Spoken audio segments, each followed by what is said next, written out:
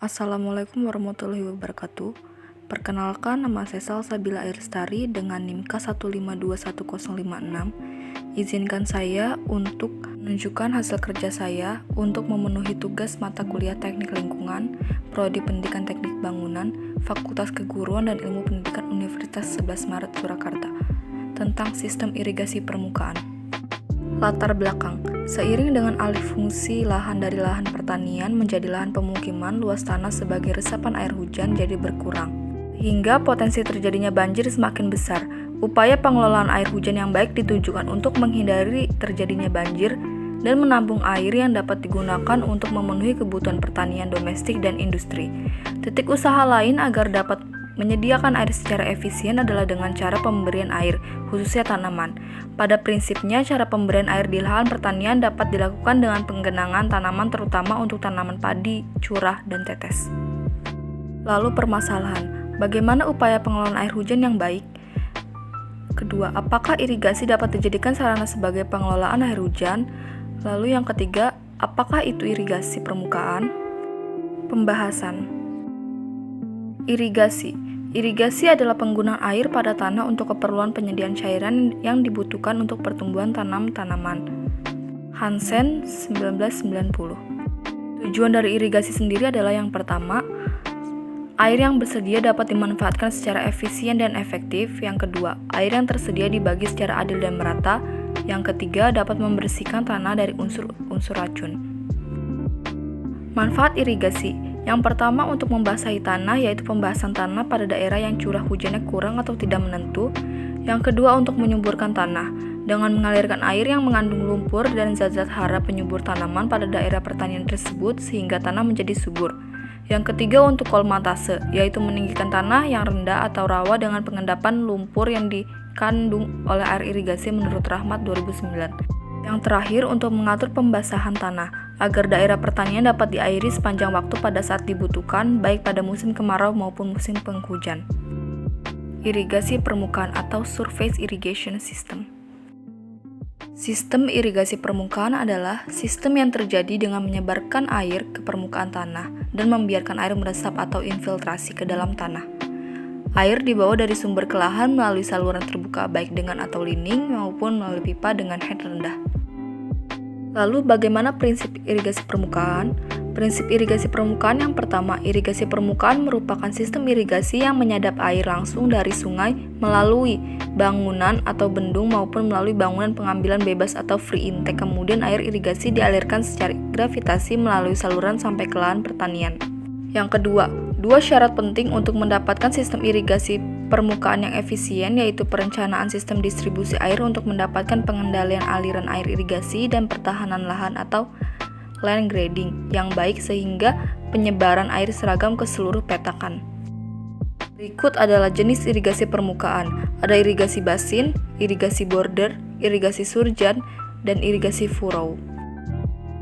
Irigasi basin atau biasa disebut irigasi banjir banyak digunakan untuk tanaman padi.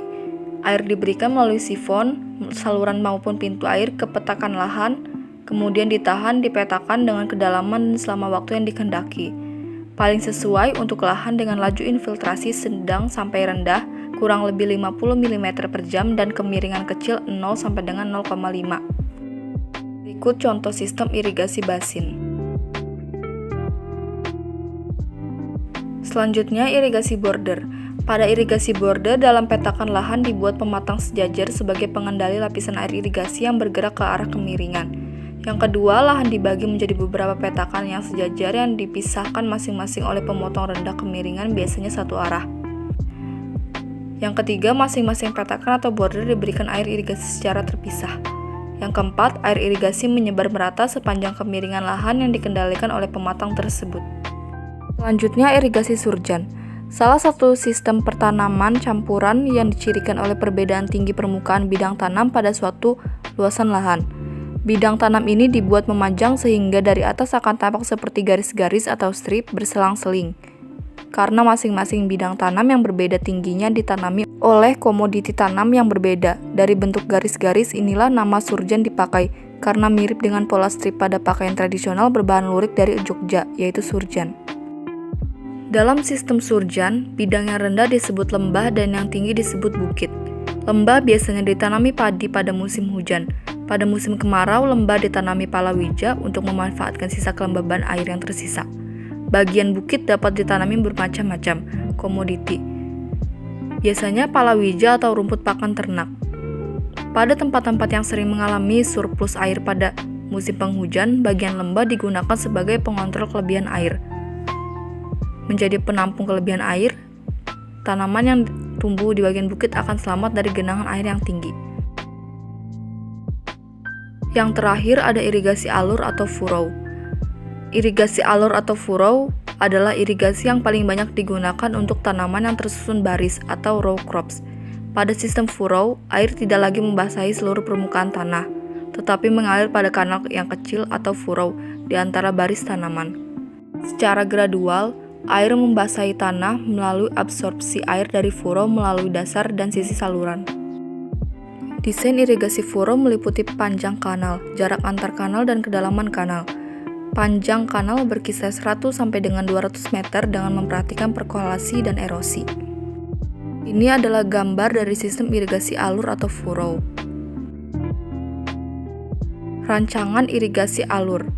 Bentuk dan jarak antar alur atau spacing. Jarak antar alur tergantung pada jenis tanaman yang akan ditanam, tekstur tanah, dan tipe alat atau mesin pertanian yang akan digunakan. Pola pembasahan pada tekstur pasir cenderung ke arah vertikal, sedangkan pada tekstur liat cenderung ke arah horizontal. Dengan demikian, lebar spacing antar alur sangat tergantung pada karakteristik akar dan tekstur tanah. Kentang, jagung, dan kapas umumnya ditanam pada alur dengan jarak antar alur sekitar 60 sampai dengan 90 cm. Sayuran seperti wortel dan bawang ditanam di atas alur pada jarak 30 sampai dengan 40 cm. Jarak yang lebih lebar biasanya digunakan untuk tanaman buah-buahan seperti mangga, jeruk, jambu, dan lain-lain. Untuk mendapatkan pembasahan dalam 1 sampai dengan 1,5 meter pada tanah berpasir. Spacing harus tidak lebih dari 50 sampai 60 cm. Pada tanah liat, kedalaman basahan tersebut dicapai dengan spacing 1 meter atau lebih. Kedalaman alur atau guludan umumnya antara 0,15 meter sampai dengan 0,4 meter, tergantung pada alat atau mesin pembuat alur atau furrower. Panjang alur. Ditinjau dari segi pemakaian alat atau mesin pertanian, makin panjang alur makin baik.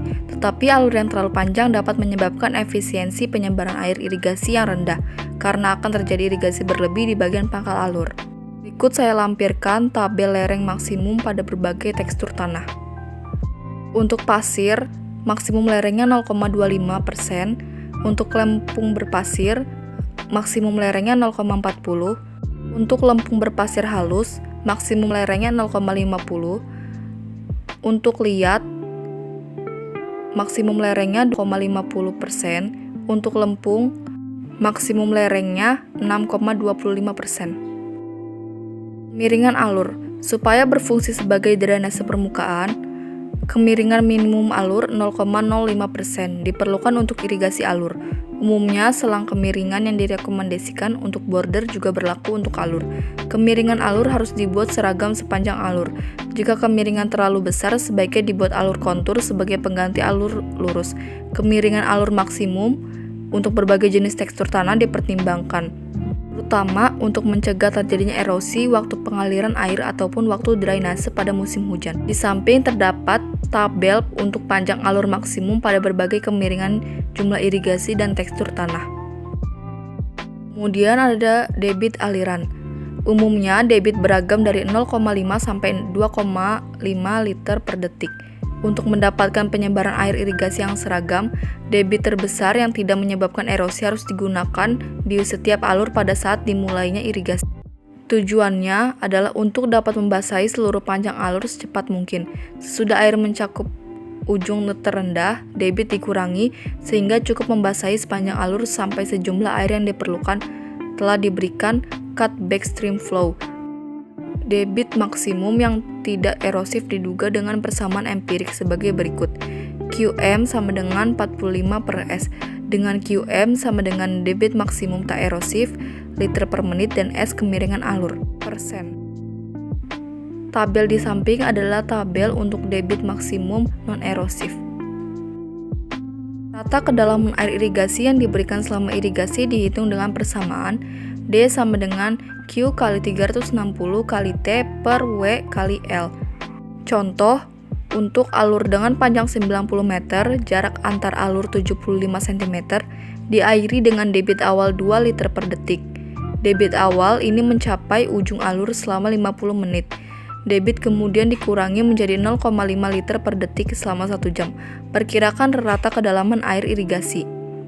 Jawab, D selama debit awal sama dengan 2 kali 360 kali T per W kali L, sama dengan 2 kali 360 kali 50 per 0,75 dikali 90 kali 60 sama dengan 8,88 cm. D selama cut backstream sama dengan 0,5 kali 360 L per 0,75 kali 90 sama dengan 2,66 cm. Rata D sama dengan 8,88 plus 2,66 sama dengan 11,54 cm sama dengan 115 kali 4 mm. Selanjutnya ada kelebihan irigasi permukaan. Yang pertama, tidak membutuhkan pemahaman yang tinggi dalam O dan M. Yang kedua, dapat dikembangkan dengan biaya investasi kecil. Yang ketiga, aliran gravitasi memiliki fleksibilitas tinggi dan relatif mudah dikelola. Yang keempat, kurang dipengaruhi oleh karakteristik iklim dan kualitas air. Yang kelima, energi yang digunakan berupa energi gravitasi. Yang keenam, salinitas lebih mudah dikendalikan. Selanjutnya ada kelemahan irigasi permukaan. Yang pertama, efisiensi kurang dari 65%. Yang kedua, membutuhkan air dalam jumlah besar. Yang ketiga, membutuhkan tenaga kerja lebih banyak dan lebih intensif. Yang keempat, perkiraan jumlah air irigasi yang dibutuhkan lebih sulit. Kesimpulannya, irigasi adalah penggunaan air pada tanah untuk keperluan penyediaan cairan yang dibutuhkan untuk pertumbuhan tanaman, sehingga cocok dijadikan salah satu cara pengelolaan air terbaik. Irigasi permukaan terdapat 4 jenis, yaitu irigasi basin, irigasi furrow, irigasi border, dan irigasi surjan. Berikut ini adalah referensi yang saya gunakan. Sekian dari saya, kurang lebihnya mohon maaf. Wassalamualaikum warahmatullahi wabarakatuh. Terima kasih.